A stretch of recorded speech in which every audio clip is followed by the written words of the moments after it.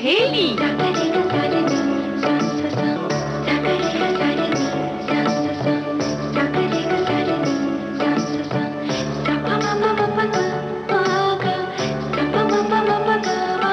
सखी सहेली।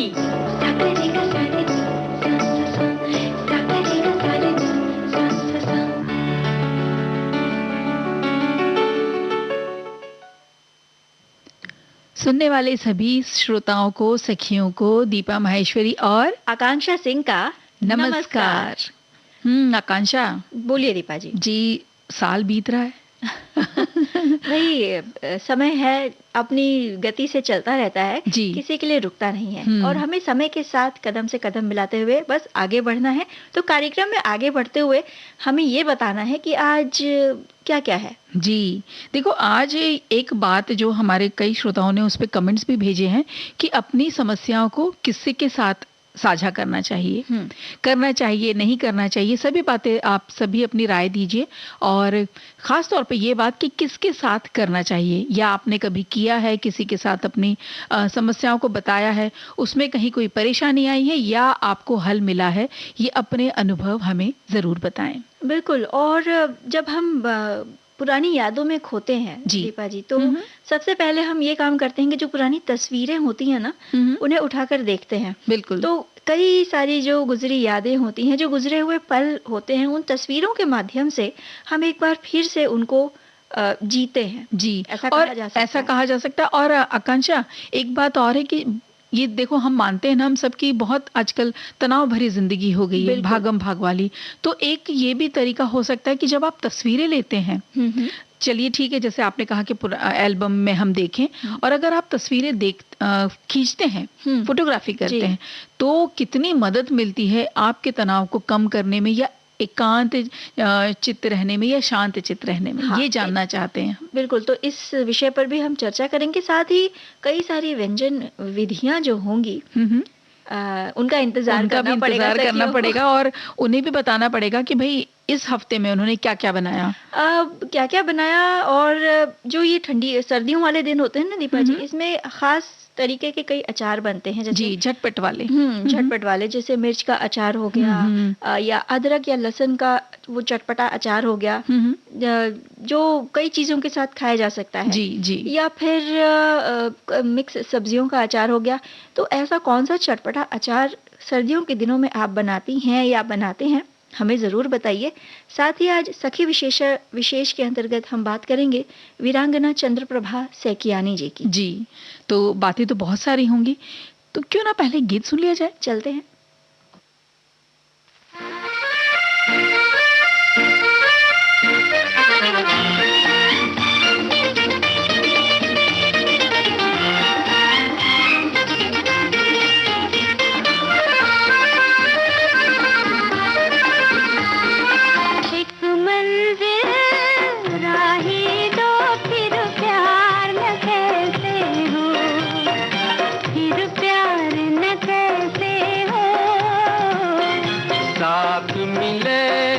जब दिल को फिर प्यार न कैसे हो, फिर प्यार न कैसे हो।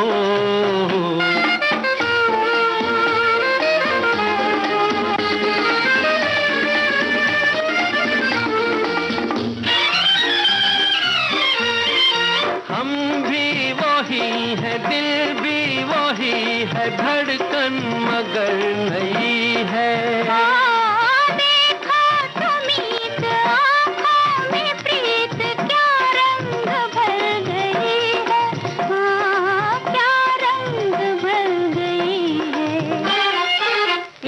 मंजिल राही दो, फिर प्यार न कैसे हो, फिर प्यार न कैसे हो।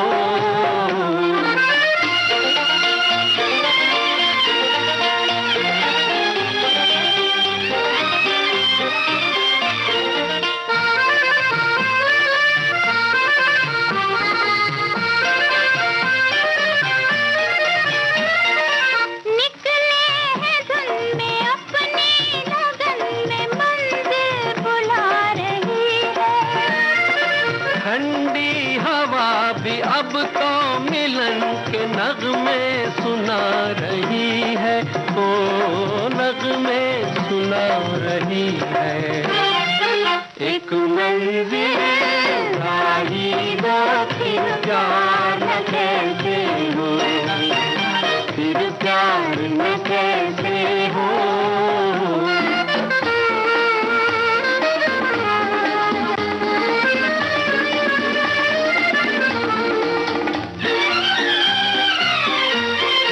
देखो वो फूल दुनिया से दूर आकर कहाँ खिला है। मेरी थनाए खुश है जरूर, इसको भी कुछ मिला है, हाँ इसको भी कुछ मिला है। एक मंजिल राही दो, फिर प्यार न कैसे हो, फिर प्यार न कैसे हो। साथ मिले जब दिल को, फिर प्यार न कैसे हो, फिर प्यार न कैसे हो, फिर प्यार न कैसे हो, फिर प्यार न कैसे हो। जब दो लोग होते हैं तो दोस्ती हो सकती है ना, प्रीत प्रेम हो सकता है। जी। लेकिन अगर आपकी आवाज से बहुत सारे लोग उठ जाते हैं तो एक आंदोलन भी खड़ा हो सकता है। हाँ बिल्कुल सही बात। और हम जो बात करने जा रहे हैं वो है साल 1925 की। असम के अच्छा, इतने नौगांव पीछे में हमें जाना है। बिल्कुल, इतना पीछे हमें जाकर इतिहास टटोलना पड़ेगा। जी। असम के नौगांव में एक असम साहित्य सभा की बैठक हो रही थी और बैठक का मुद्दा ये था कि लड़कियों और महिलाओं में शिक्षा को बढ़ावा देना। तो बैठक में पुरुष और महिलाएं दोनों ही मौजूद थे, लेकिन जो औरतें थीं वो बांस से बने एक पर्दे के पीछे बैठी थीं। जी। और तब एक महिला मंच पर चढ़ी और शेरनी सी गरजती आवाज में बोली। महिलाओं को संबोधित करते हुए उन्होंने कहा कि तुम सब पर्दे के पीछे क्यों बैठी हो, सामने आओ, साथ में बैठो।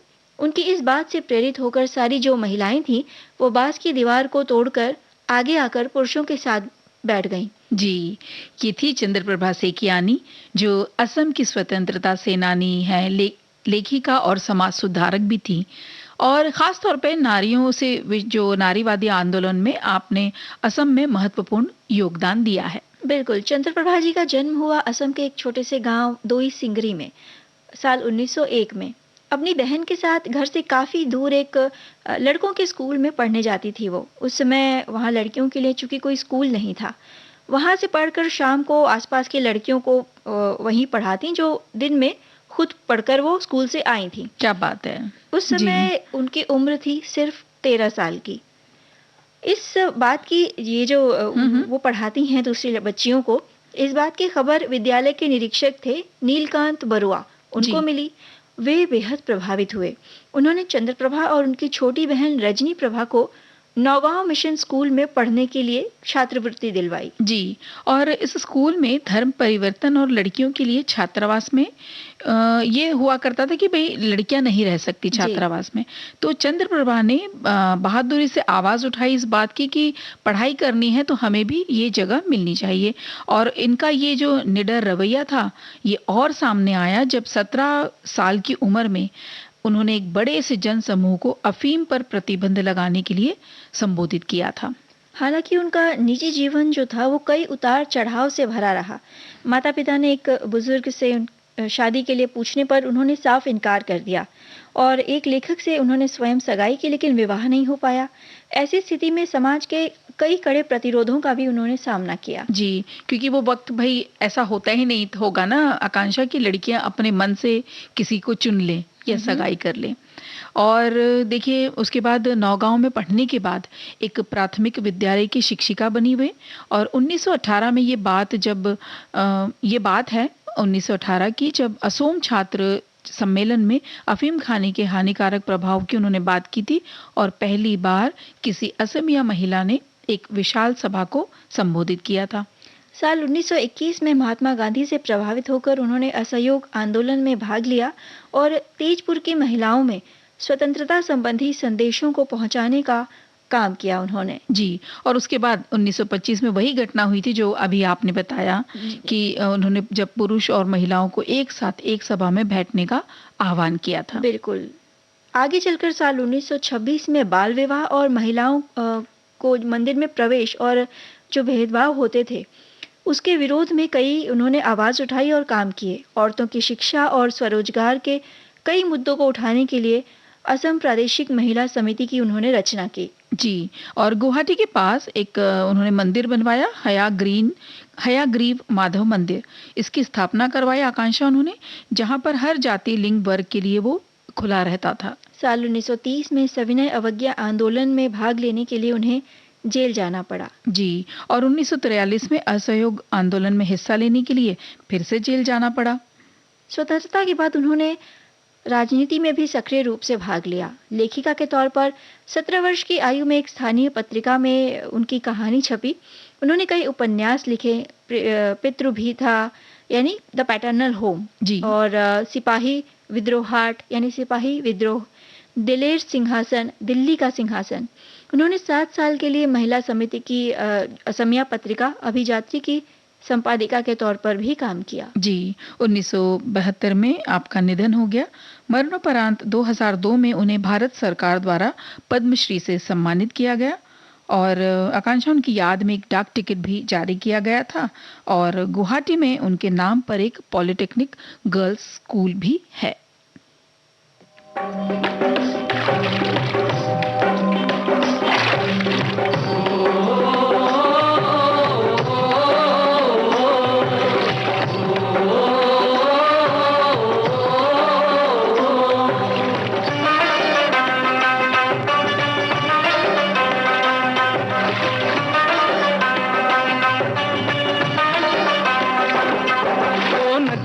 चले चले रे धारा,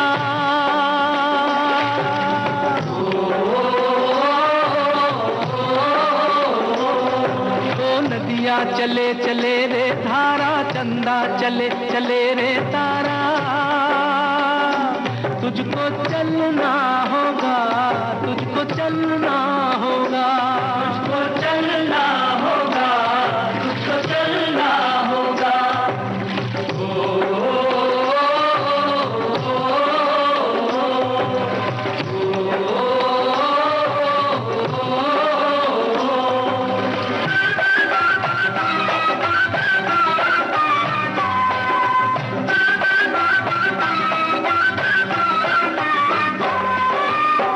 जीवन कहीं भी ठहरता नहीं है, जीवन कहीं भी ठहरता नहीं है। आंधी से तूफान से डरता नहीं है। तू न चलेगा तो चलते भी राहें,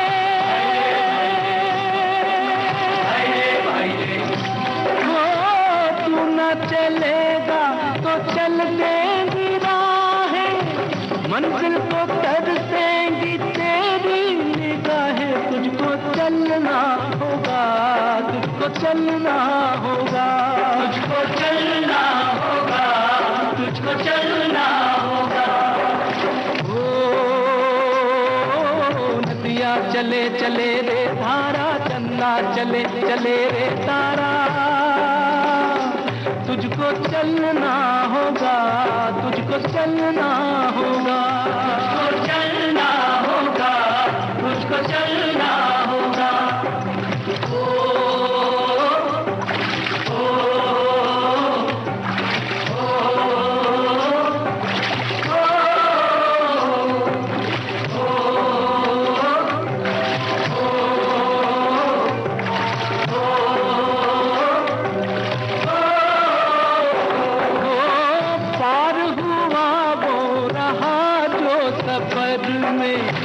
पार हुआ वो रहा जो सफर में, जो भी रुका फिर गया वो भंवर में।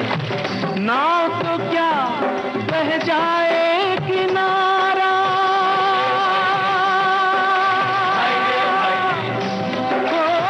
नाव तो क्या बह जाए किनारा। बड़ी ही तेज समय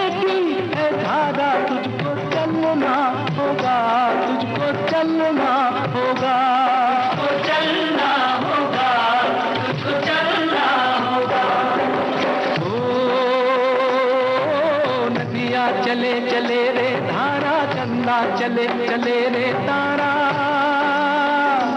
तुझको चलना होगा, तुझको चलना होगा, तुझको चलना होगा, तुझको चलना होगा।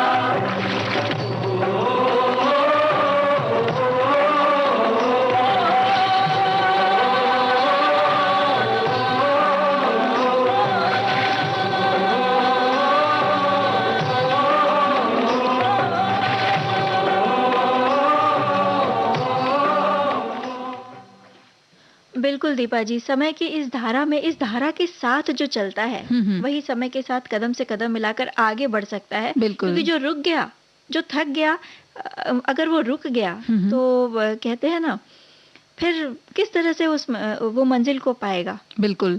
और जो बात हम कर रहे थे कि समस्या से लेकर जी, तो जो ये जिंदगी का सफर है, इसमें समस्याओं का देखिए अपना एक स्थान है, और बिना समस्याओं के क्या मजा उतनी हाँ, क्योंकि देखिए ना, अचार अगर खट्टा मीठा हो तो ही अच्छा लगता है।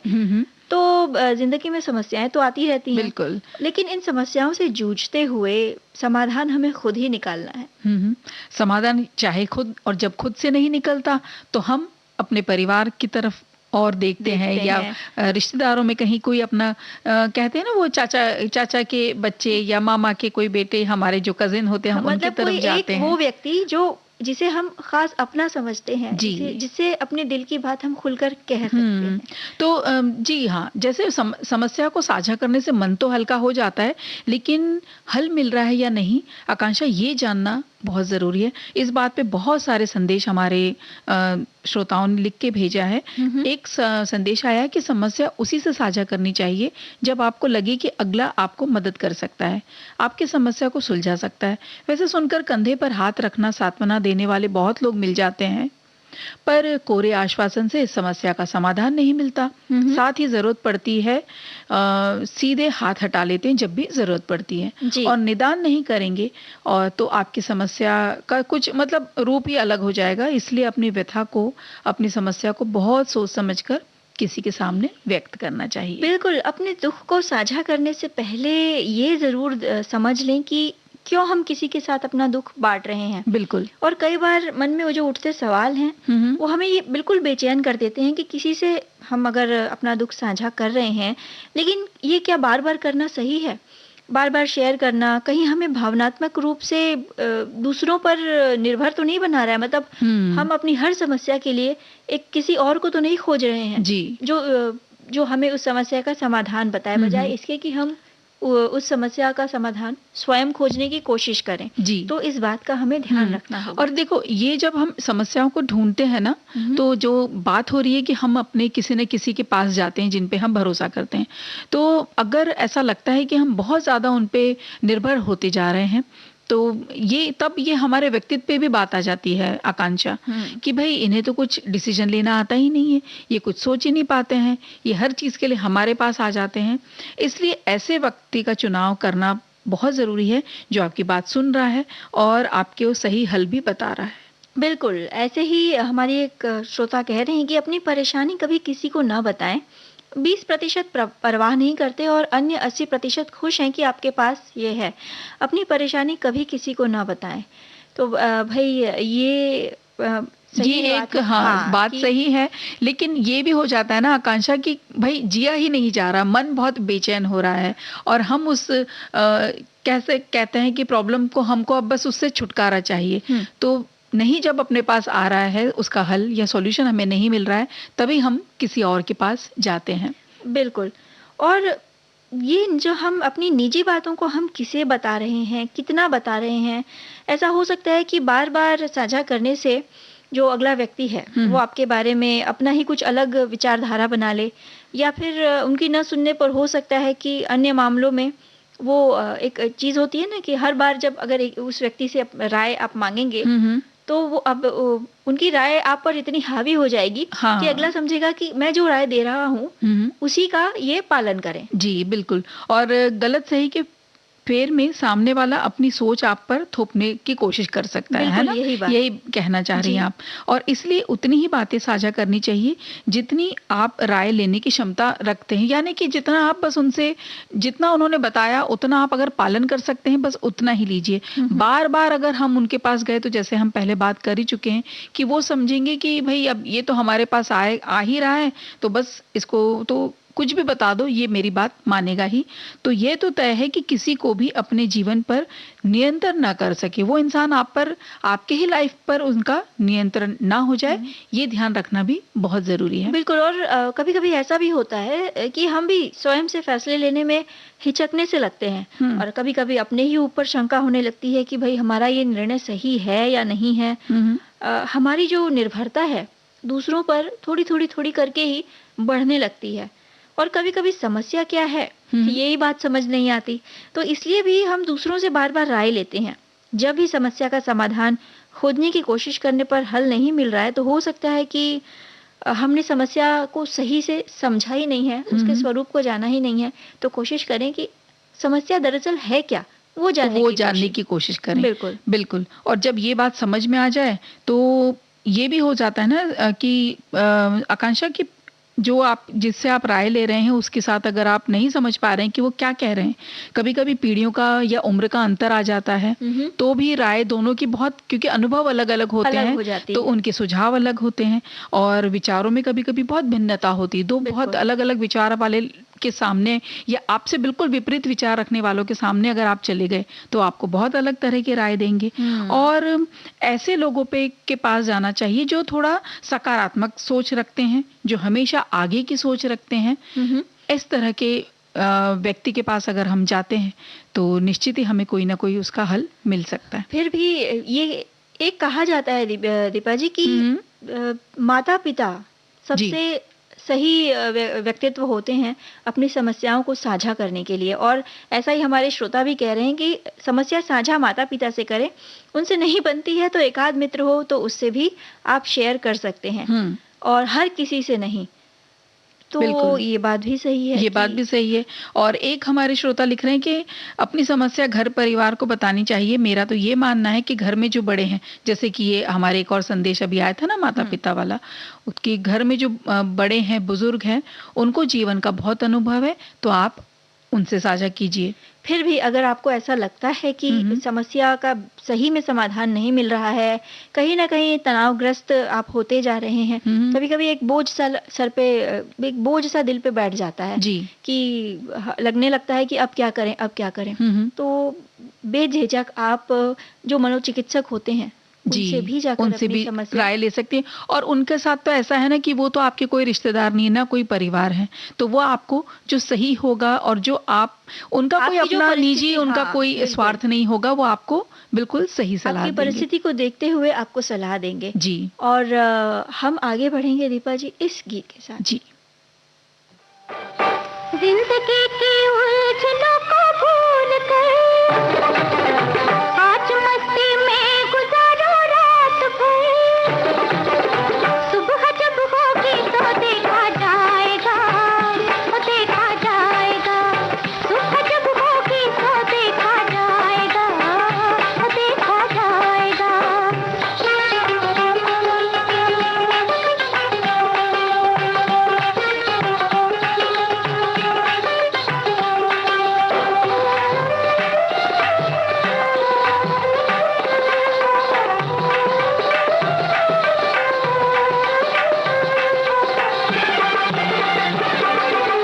आज दिल का रंग भी मस्ताना है, आज दिल का रंग भी मस्ताना है, छलका छलका होश का पैमाना है, छलका छलका होश का पैमाना है, हर हकीकत आज एक अफसाना है। मुस्कुरा कर दिल की हर एक चोट पर आज मस्ती में गुजारो रात भर, सुबह जब होगी तो देखा जाएगा, देखा जाएगा, सुबह जब होगी तो देखा जाएगा, देखा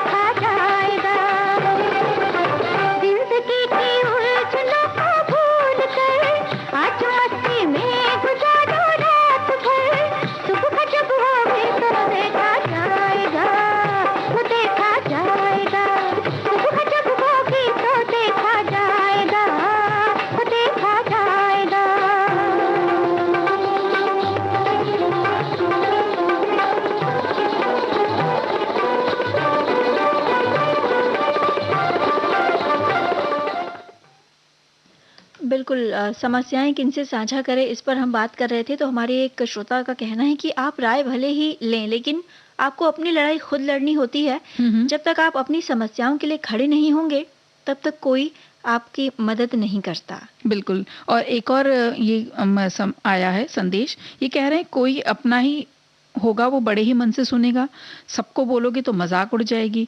समस्या आर्थिक हो सकती है, सामाजिक भी हो सकती है, या फिर शारीरिक भी हो सकती है। बिल्कुल।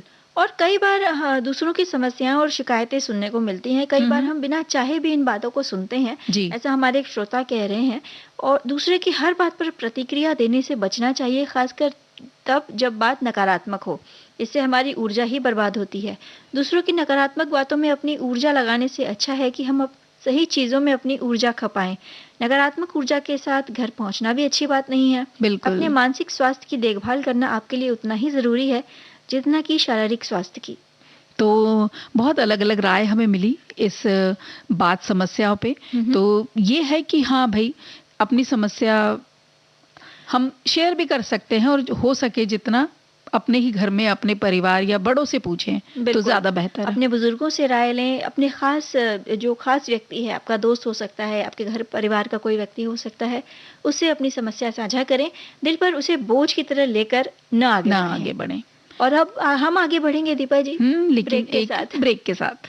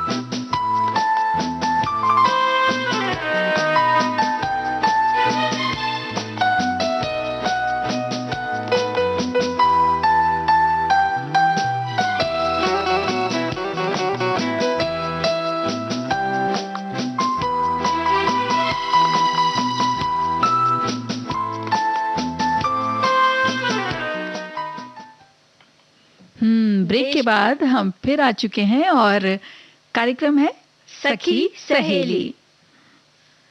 बात हो रही थी तनाव की, और तनाव नहीं, समस्या की। तो समस्या जब आती है तो थोड़ा तनाव तो लेकर आती ही है ना भाई। तो तनाव को कम करने के लिए आकांक्षा और जिंदगी को थोड़ा शांत रखने के लिए और एक प्रसन्नचित जीवन जीने के लिए बहुत सारे तरीके ढूंढते हैं हम लोग सब। बिल्कुल। हाँ, कहीं कोई ध्यान में पसंद करता है, तो कोई घूमने चले जाता है, या फिर कोई योगा प्राणायाम का स्वचेतन का रास्ता अपनाता है, या फिर कोई जो अपनी हॉबी है, जो शौक है, वही पूरा कर लेता है। जी, बहुत सारे शौक होते हैं, बहुत सारे तरीके हैं। एक तरीका हो सकता है फोटोग्राफी करना, तस्वीरें खींचना। क्या बात है। और ये जो तस्वीरें खींचना, मतलब ये तो हम वर्तमान में आ गए हैं ना, हम वर्तमान में तस्वीरें खींच रहे हैं। हाँ। और यही तस्वीरें जब आगे जाकर हम देखेंगे जी, तो कहीं ना कहीं जो सुकून हमें इस समय मिला है तस्वीरें खींचते समय, तस्वीरें देखते समय भी उसी पल को हम फिर से एक बार दोहराएंगे। बिल्कुल। वो जो सुकून मिलता है, जो अच्छा लगता है देख करके, उस दिन क्या हुआ था, कोई ऐसा अलग सा फोटो हो जाता है ना जब हम ले लेते हैं, जिसमें कोई हंस रहा है या कोई अजीब सा मुंह बनाया हुआ होता है, तो हम सब पूरे परिवार को कितने खुश होकर के बताते हैं, ये फला दिन ऐसा ऐसा हो गया था, देखो ये तस्वीर में ऐसी बात हो रही है। जी। तो हम उस वक्त के लिए, देखिए, कुछ देर के लिए हम तनाव भूल तो गए ना। बिल्कुल सही बात है। और देखिए, जब भी हम तनाव में रहते हैं तो जो दिन है वो उदासी भरा तो गुजरता ही है, और बैठे बैठे मन में भी कई सारे नकारात्मक ख्याल आने लगते हैं। तो कई सारे तरीके अभी आपने बताए। और ये जो फोटोग्राफी है, ये वो नहीं जो हम सोशल मीडिया के लिए खींचते हैं, बल्कि ये वो हम उस फोटोग्राफी की बात कर रहे हैं जो खुद की खुशी के लिए हम खींचते हैं। और यकीन मानिए कि अपने जीवन में बदलाव बिल्कुल आप महसूस कर सकेंगे जब आप खुद के शौक के लिए, खुद के सुकून के लिए या आत्म संतुष्टि के लिए तस्वीरें खींचेंगे। वो तस्वीरें प्राकृतिक हो सकती हैं, नज़ारों की हो सकती हैं या जी। जीव जंतुओं इसी की हो बात सकती पर हैं। आना चाह रही थी मैं कि आकांक्षा कि भई पहले ये तो समझ लें कि क्या-क्या इसके फ़ायदे होते हैं तस्वीरें लेने के लिए। चलो ठीक है, सोशल मीडिया वाली बात नहीं कर रहे हैं हम, जो हम सेल्फी खींचते हैं या ग्रुप, वो वाली नहीं। ये पहले हम बात करेंगे फ़ायदे की कि भई एकाग्रता बढ़ती है बहुत इसमें, और लगातार ध्यान से काम करते रहने का इसमें बढ़ावा मिलता है। और जब आप तस्वीरें खींचते हैं ना, जी। तो आपने कभी गौर किया है, श्रोताओं और आपसे भी पूछ रहे हैं आकांक्षा, हम थोड़ी सी देर के लिए सांसों पे बिल्कुल धीमी धीमी सांस लेते हैं, है ना, हाँ। कि हिले नहीं, डुले नहीं, और हम जोर से सांस तो नहीं ले रहे हैं। तो जब सांसों के प्रति हम एक सजगता आ जाती है, तो दूसरे कामों में भी हमें फोकस करने में मदद मिलती है। और जब इतनी सारे फायदे होते हैं, तो तनाव से भी हमें राहत मिलती ही है। तो बिल्कुल। जी। और जो गुजरे वक्त की यादें और आने वाले वक्त की चिंता में हमारा जो फंसा हुआ मन है, वो बड़ा तनाव देता है। तो ऐसे में शांत मन से कैमरे से या मोबाइल से तस्वीरें कैद करके कहीं न कहीं शांत चित्त होने में हमें मदद तो मिलती ही है। साथ ही जो विचार होते हैं, जो विचारों का जो तेजी से, हाँ, जो उठती गिरती तरंगे होती हैं ना, वो भी प्रभावित होती हैं, शांत चित्त हो जाते हैं वो भी। और हमारा जो मन है प्रसन्नचित्त तो रहने लगता है। और 10 में से यदि एक फ्रेम भी आपके मनपसंद की आपने कैप्चर की है, जी, तो ये हो सकता है कि आगे आप चल के आपको उसको देख-देख के बेहद खुशी होती है। और फिर जब हम देखते हैं ना कि अरे नहीं देखो, ये 10 हमने ली है, ये वाली अच्छी है, बाकी हम हटा देते हैं। तो इस तरह की बातों से जो मूल बात है वो ये है कि उस तनाव या उस समस्या से ध्यान भटकाना और थोड़ा-सा खुश रहना, प्रसन्नचित्त रहना। बिल्कुल। और ऐसा ही कुछ हमारी श्रोता कह रही हैं कि भागती-दौड़ती ज़िंदगी में कमी है तो बस सुकून की। बाकी सब चीज़ें तो हम मेहनत करके पैसा कमा के खरीद लेते हैं। एक सुकून ही है जो पैसों से नहीं मिलता, जिसके लिए लम्हों की ज़रूरत होती है, और लम्हों के लिए समय की। बस ये समय ही तो नहीं है आज किसी के पास। सब भाग रहे हैं कुछ न कुछ पाने की तलाश में। इस तलाश, आपाधापी भाग-दौड़ से थोड़ा समय अपने लिए निकालना ज़रूरी है। कुछ ऐसा देखना या करना ज़रूरी है जिससे सुकून मिले, नहीं तो ज़िंदगी जीना मुश्किल हो जाएगा। कुछ ऐसे ही सुकून भरी खूबसूरत तस्वीरें हैं जो हमें सुकून और शांति का एहसास कराती हैं, और हमें वो कहीं भी और नहीं मिल सकती। बिल्कुल, और यही तो उद्देश्य है आकांक्षा फोटोग्राफी करने का, कि ये कोई प्रोजेक्ट नहीं है, ये कोई शौक तक सीमित नहीं है। ये हमारी जो हम बात करें ना, हमारी तस्वीरें हमारी खुशी के लिए है। तो अब जब हम क्या करें, कैसे करें, भाई ये सोचते हैं कि भाई हमें तो नहीं आती फोटोग्राफी, कैसे चले, क्या किया जाए। तो सबसे पहले हम अपने आसपास थोड़े सा नजर अब हमें घुमाने हैं, कुछ ना कुछ कहीं ना कहीं तो घटित हो ही रहा है, उसे थोड़ा ध्यान से देखना है, और धीरे धीरे फिर उसमें हम अपने आप बारीकियां देखने लगेंगे, है ना। बिल्कुल। जैसे फोटो खींचने के लिए आप धीरे धीरे घूमें, कहीं चारों तरफ गौर से देखें, तो कुछ तो दिखेगा ना। जैसे पत्ते से पेड़ से जब सूखा पत्ता नीचे गिरता है, तो वो गिरना कितना सुंदर लगता है, उसकी तस्वीर ले सकते हैं। कोई फूल बस अभी अभी खिला हुआ सा है आपके बगिया में, या आपके पास का कोई बगीचा है वहां पर, वो बहुत सुंदर लगेगा। पत्तों पर जो ओस की बूंद आती है सुबह, वो जब खींचते हैं तो वो कितना सुंदर लगता है। साथ ही ज़मीन पर कई हल्के कदमों के निशान हैं, बच्चों के चेहरे के हाव-भाव हैं, कहीं दूर से आती धूप की रोशनी, या सांझ का या डूबता सूरज। ये तमाम जो चीज़ें हैं वो हम देखते हैं, और इन्हें कैमरे की आंखों से देखना भी बेहद सुकून भरा होता है। तो इनमें से जो भी मन को भाए उसकी तस्वीर लें।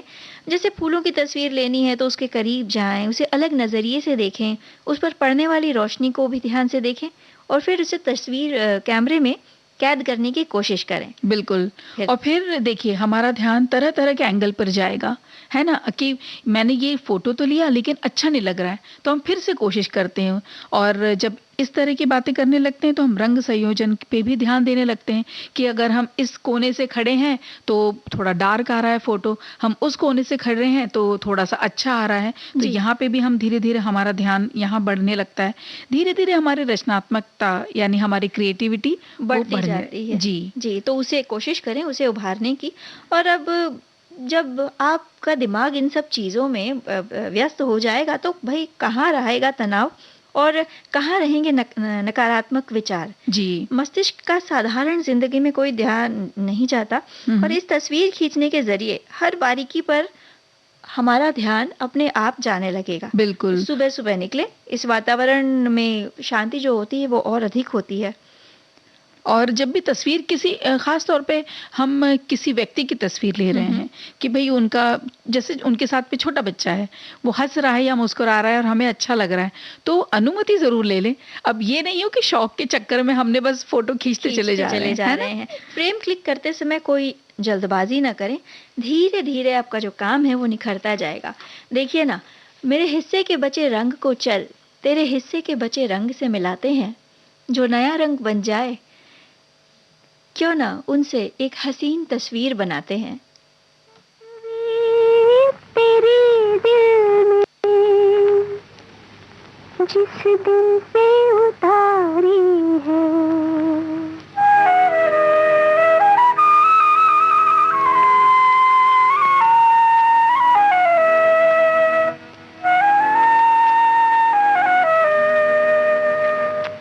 तस्वीर तेरे दिल में जिस दिन से उतारी है, फिर तुझे संग लेके नए नए रंग लेके सपनों की महफिल में। तस्वीर तेरी दिल में जिस दिन से उतारी है,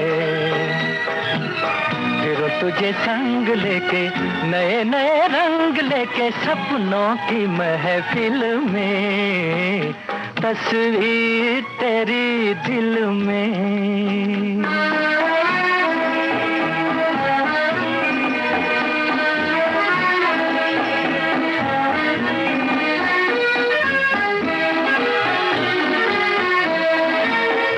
माथे की बिंदिया तू है सनम, नैनों का कजरा पिया तेरा गम। माथे की बिंदिया तू है सनम, नैनों का कजरा पिया तेरा गम। नैन के नीचे नीचे रहूं तेरे पीछे पीछे, चलो किसी मंजिल में। तस्वीर तेरी दिल में जिस दिन से उतारी है, फिर तुझे संग लेके नए नए रंग लेके सपनों की महफिल में। तस्वीर तेरी दिल में।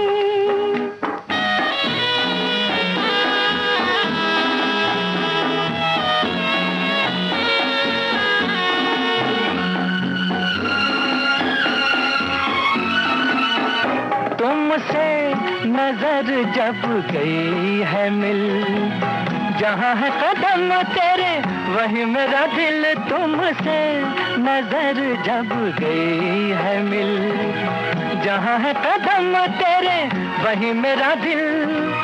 झुके जहाँ पलके तेरी, खुले जहाँ जुल्फे तेरी, रहूं उसी मंजिल में। तस्वीर तेरी दिल में जिस दिन से उतारी है, फिर तुझे संग लेके नए नए रंग लेके सपनों की महफिल में। तस्वीर तेरी दिल में।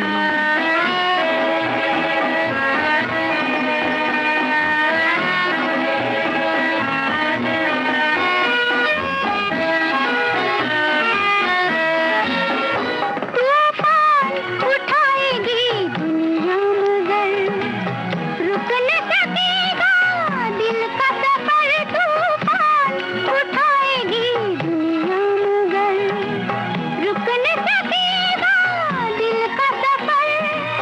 यूं ही नजर मिलती होगी, यूं ही शमा जलती होगी तेरी मेरी मंजिल में। तस्वीर तेरी दिल में जिस दिन से उतारी है, फिर तुझे संग लेके नए नए रंग लेके सपनों की महफिल में। तस्वीर तेरी दिल में। तो भाई दीपा जी, पुरानी यादों से रंगीन तो कोई चीज़ नहीं हो सकती। पुरानी यादों को याद करते हुए हमारी सखी ने कहा है कि पुरानी यादों को आज मैंने फिर से निहारा है। बिखरे उन डायरी पन्नों को आज मैंने फिर से संवारा है। कैसे टेढ़ी मेढ़ी शक्लें बनाकर हमने हर तस्वीर को बिगाड़ा है, जिसे पकड़ हम घूमते थे सारा दिन। अरे ये तो उसी आंचल का किनारा है। भले ही खिलौना अब टूट चुका, मगर आज भी वो हमारा है। उस रुमाल पे मेरे पाँव का निशान लगता आज भी कितना प्यारा है। वो काठ का महज एक संदूक नहीं, हमारी यादों का पिटारा है। पुरानी यादों को आज मैंने फिर से निहारा है। बिखरे उन डायरी के पन्नों को आज मैंने फिर से संवारा है। क्या बात है।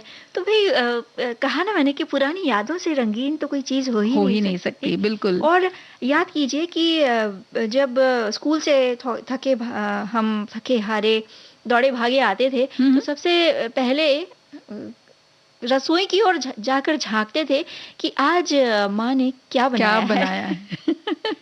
ये तो बात बिल्कुल सही है कि जा करके देखते थे कि क्या है, और नहीं होता था तो कभी जिद करते थे और कभी अपने मनपसंद का मिल जाता था तो खुश हो जाते थे। तो आज आप क्या लेकर आई हैं हमारे लिए?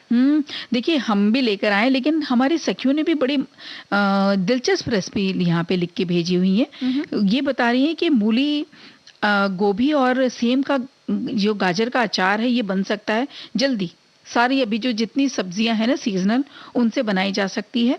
तो इन्होंने कहा है कि जितनी भी सब्जियां अभी इस मौसम में मिल रही हैं, मूली, गोभी, गाजर, हरी मिर्च, सेम, ये सबको खौलते नमक वाले पानी में डालकर 5 मिनट के लिए रख दें।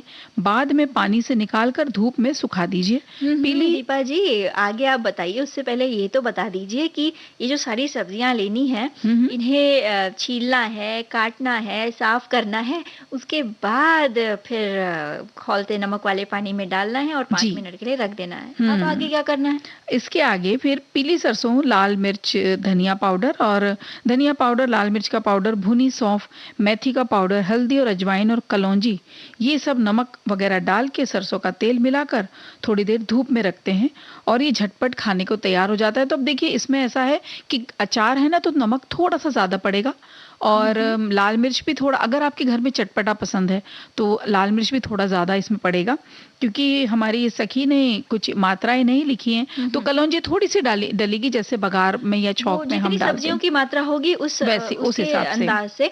लेकिन जब इसमें आप दोबारा नमक डालें ना, तो बिल्कुल चख लें कि कहीं नमक जो है वो बहुत ज्यादा ना हो जाए, नहीं तो फिर अचार का स्वाद फिर उतना अच्छा नहीं लगता। और एक खास बात है इस तरह के अचार में, आकांक्षा, ये कुछ दिन तक टिका रहेगा। तो ये जो इस वक्त सर्दियों के मौसम में नहीं, हम 8-10 दिन मात्रा में के लिए बनाते हैं। जी, थोड़ी थोड़ी मात्रा में बना सकते हैं। अच्छा लगे तो कोई और भी दूसरी सब्जियों को जो घर में वैसे बच्चे नहीं खाते लेकिन अचार के रूप में खा लेते हैं, तो वो इसमें डाली जा सकती है। अच्छा, सब्जियों की बात हुई तो बच्चे तो भाई पालक भी नहीं खाना पसंद करते। कई बच्चों को नहीं पसंद। क्या घास फूस हमें खिला रहे हो मम्मी? तो एक हमारी सखी ने बड़ी अच्छी रेसिपी भेजी है कि जब बच्चे पालक नहीं खाते तब ये सब्जी बनाएं।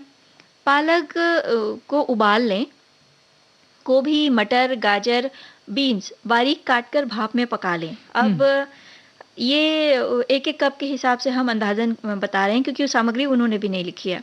तो 2 बड़े प्याज और 3/4 टमाटर, 3 से 4 टमाटर और लहसुन, अदरक, मिर्च का पेस्ट अपने स्वाद के अनुसार ले लें। साथ ही गरम मसाला स्वादानुसार, लाल मिर्च पाउडर भी ज़रूरत के हिसाब से ही लें आप, हल्दी, नमक स्वाद अनुसार, 1 चम्मच धनिया पाउडर, 4-5 काजू, 1 चम्मच खरबूजे के बीज, 1 चम्मच खसखस।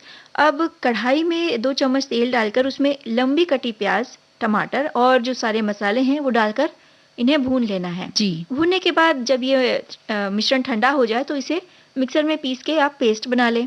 और जो पालक हमने उबाल के रखी है ना, अच्छा, पालक को उबालते समय ध्यान दें कि पालक की पत्तियां गलनी नहीं चाहिए, उन्हें हल्का ही भाप देना है। हल्का ही, नहीं तो बहुत रंग भी डार्क हो काला हो जाता है। जी, और उसका जो पौष्टिकता वो भी कम हो जाती है। अब पालक का जो है, पालक उबली हुई इसका पेस्ट बना लें और एक कढ़ाई में तेल डालकर जीरा डालें, तेज पत्ता डालें, प्याज और लहसुन का जो पेस्ट है उसे तेल छूटने तक अच्छे से भून लें। उसके बाद उसमें पालक का पेस्ट भी डाल दें और ये जो मिश्रण है इसे अच्छे से भूनें। अब आंच धीमी करके जो उबली हुई सारी सब्जियां मिला दें और ढककर 5 मिनट के लिए रख दें।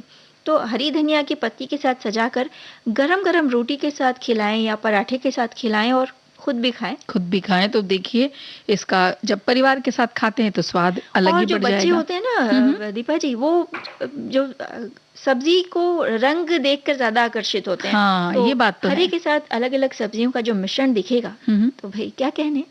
तो भाई गीत सुन ले। क्या कहने।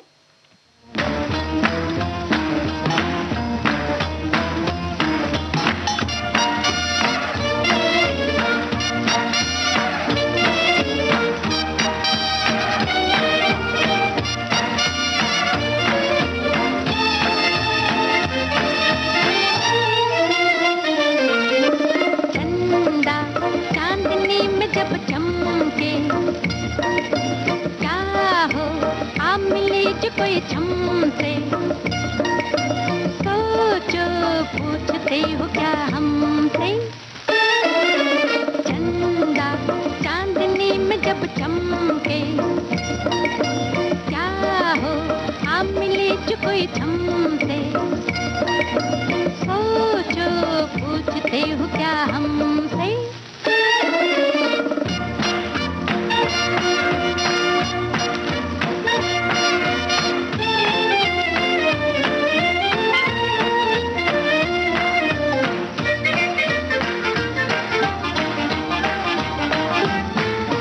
पहले तो मचलेंगी धीरे धीरे मिलके निगाहें, पहले तो मचलेंगे धीरे धीरे मिलके निगाहें, फिर कहीं चल देंगी बाहों से उलझ कर बाहें, फिर कहीं चल देंगी बाहों से उलझ कर बाहें।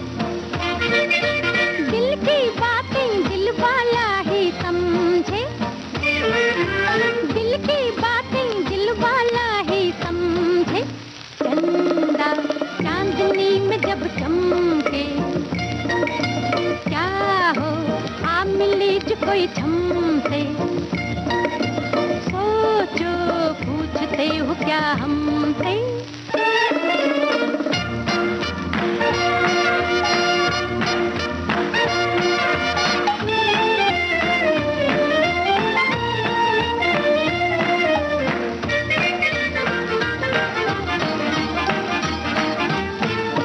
खुली खुली आंखों से भी होंगे मत वाले सोए सोए, खुली खुली आंखों से भी होंगे मत वाले सोए सोए, दूर पड़े होंगे कहीं सपनों में यूं ही खोए खोए, दूर पड़े होंगे कहीं सपनों में यूं ही खोए खोए। दिल की बातें दिल वाला ही समझे, दिल की बातें दिल वाला ही समझे। चंदा चांदनी में जब चमके, क्या हो आप मिले जो कोई हमसे, सोचो पूछते हो क्या हमसे। चंदा चांदनी में जब चमके, क्या हो आप मिले जो कोई हमसे। भाई छम से तो आजकल मटर बहुत आ रहे हैं। जिसे हम छीमी भी कहते हैं। अच्छा, घर छीमी भी कहा जाता है हाँ, जो लोकल भाषा है उत्तर प्रदेश की तरफ अगर आप जाएं तो उसे छीमी भी कहा जाता है। तो भाई एक नई छम से जो छीमियां आई हैं मटर के खनकते दानों के साथ, उससे आप क्या बना रही हैं? हमारी सखी ने भेजा है हरे मटर के दाने की पेटिस। इसके लिए उन्होंने लिखा है कि आधा किलो आलू ले लीजिए, 1 कटोरी अरारोट पाउडर, छोटी कटोरी होगी ये, और नमक स्वादानुसार, आधी कटोरी नारियल के टुकड़े, आधा कटोरी मूंगफली के दाने, 1 कटोरी मटर के दाने, 1 चम्मच अदरक हरी मिर्ची का पेस्ट लेना है, 1 चम्मच लाल मिर्च पाउडर, आधा चम्मच हल्दी पाउडर, 1 चम्मच जीरा, 1 चम्मच सौंफ और तलने के लिए तेल।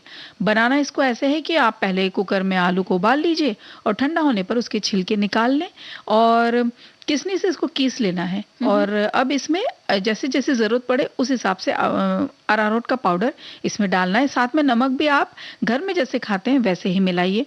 अब हाथों से छोटे छोटे गोले बनाकर रखिए जी। नारियल के टुकड़े, मूंगफली के दाने, मटर के दाने को पानी में डालकर नरम होने के बाद पानी निकालकर मिक्सी में बारीक पीस कर कढ़ाई में तेल गरम करें और धीमी आंच पर जीरा सौंफ का तड़का लगाएं। अदरक हरी मिर्ची का पेस्ट डालकर सेके, फिर पिसा हुआ ये मसाला जो अलग से पिसा था जी। उसको डालकर सेके। फिर लाल मिर्च का पाउडर, हल्दी, धनिया, नमक अपने अनुसार, थोड़ा आपको घर में खटाई वगैरह खट्टा मीठा पसंद है वो भी डाल सकते हैं। इन सबको अच्छे से मिलाइए और छोटे छोटे गोले बनाकर रखें।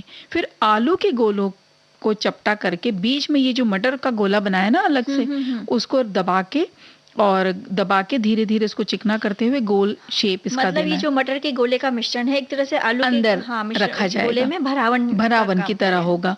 फिर अब इसको कढ़ाई में तेल गरम करें और धीमी आंच पर सभी गोले को सुनहरा होने तक इन गोलों को आप तल लें। फिर निकालिए और देखिए, फिर घर और में हरी चटनी के साथ इसे परोसें। हरी चटनी, और घर में चाहे तो जो केचप या टमाटर की भी हम कई बार चटनी बताते हैं उसके साथ भी लिया जा सकता है। बिल्कुल। और इस तीखी मीठी ये जो तीखा सा आपने बताया, इसके साथ ये मटर का पेटिस जी, इसके साथ हम बताते हैं अब खट्टा मीठा खारक।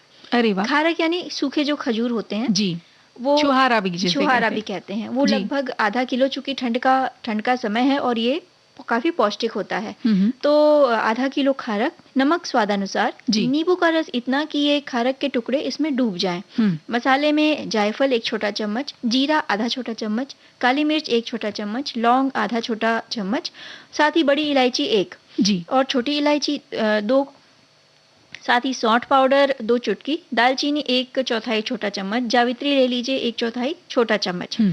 अब जितने भी खड़े मसाले हैं उन्हें तवे पर भूनकर बारीक पीस लें और खजूर के बीज निकालें और लंबाई में काट लें इन्हें। फिर नींबू के रस में इन्हें डुबो दें। बड़े कांच की बोतल या कटोरे में एक जो खजूर है इसमें डूब जाना चाहिए, जो रस है उसमें डूब जाना चाहिए जी। अब पतले कपड़े से ढककर 1-2 दिन की इन्हें धूप लगाएं। धूप चारों ओर से लगती रहे, इसके लिए बर्तन को बीच में मतलब घुमाते रहना है। हाँ। अब इसमें 1 कटोरी शक्कर और पीसा मसाला डालकर अच्छी तरह मिला लें। फिर से इसे धूप में रखना है 1 से 2 दिन के लिए। थोड़े नरम से होते दिखेंगे खजूर आपको, तब आप समझिए कि ये खाने के लिए बिल्कुल तैयार है। और हम गीत सुनने के लिए तैयार हैं।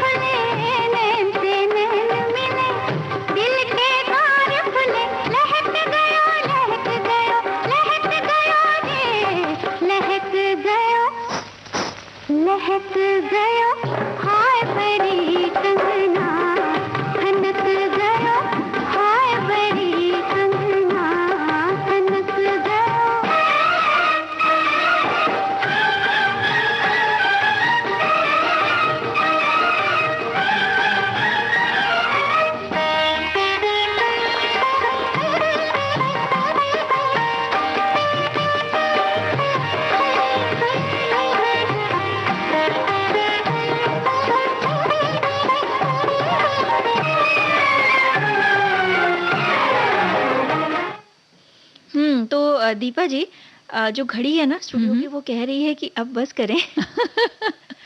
वो कह रही हैं कि विदा लेने का समय आ गया है। हाँ, तो सभी को कहेंगे कि आप स्वस्थ रहें और अपने शौक को हमेशा पूरा करें। तो सभी को आकांक्षा सिंह और दीपा माहेश्वरी का नमस्कार।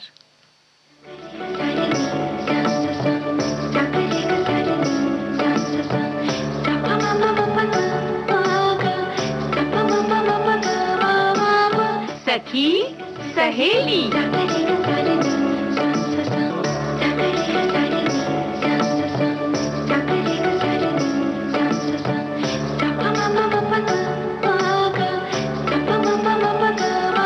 सखी सहेली।